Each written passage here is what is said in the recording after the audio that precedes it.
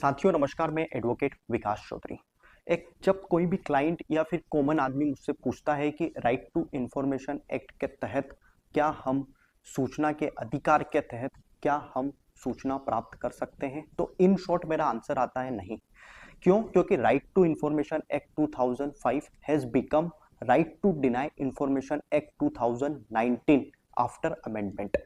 जब इस कानून को हम पूर्ण तरीके से समझेंगे तो हमें अपना उत्तर मिल जाएगा।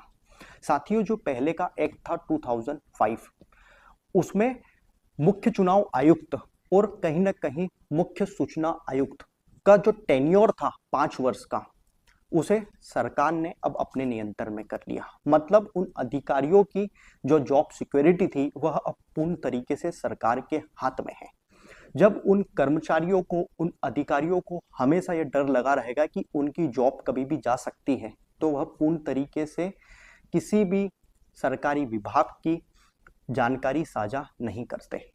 साथियों, इसके अतिरिक्त जो 2005 एक्ट था पहले, उसमें कहीं न कहीं सरकार को और कहीं न कहीं सरकारी अधिकारियों को, मुख्य चुनाव आयुक्त को और मुख्य सूचना आयुक्त को पूर्ण तरीके से जो व्यक्तिगत इंफॉर्मेशन है, जो जनहित की सूचना है, जो पब्लिक इंटरेस्ट की सूचना है, उसे साझा करना अनिवार्य था अगर वह उस मैटर से रिलेटेड हो तो।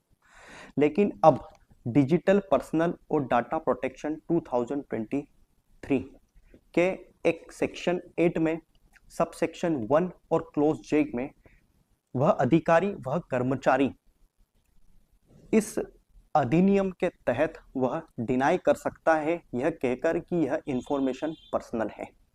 पहले ऐसा कुछ नहीं था।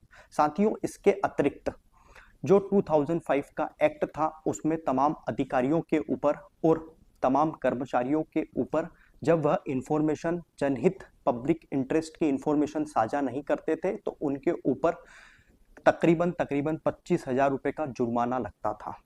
लेकिन वह जुर्माना अब सरकार ने इस कानून के तहत, इस 2019 वाले अमेंडमेंट के कानून से हटा दिया। अब आप यह समझिए कि किसी भी जनहित सूचना को पाने में अगर 6 से 7 महीने लग रहे हो, 2 से 3 साल लग रहे हो, इसका मतलब यह होता है कि जो सूचना है उसकी प्रासंगिकता खत्म हो जाती है। आप यह समझिए कि जस्टिस डिले, जस्टिस डिनाई वाली स्थिति पैदा हो जाती है। मैं समझता हूं कि इस कानून में प्रावधान करके सरकार ने उन अपराधियों को, उन दोषियों को कहीं ना कहीं बचाने का काम किया। कहीं ना कहीं यह कानून बनाकर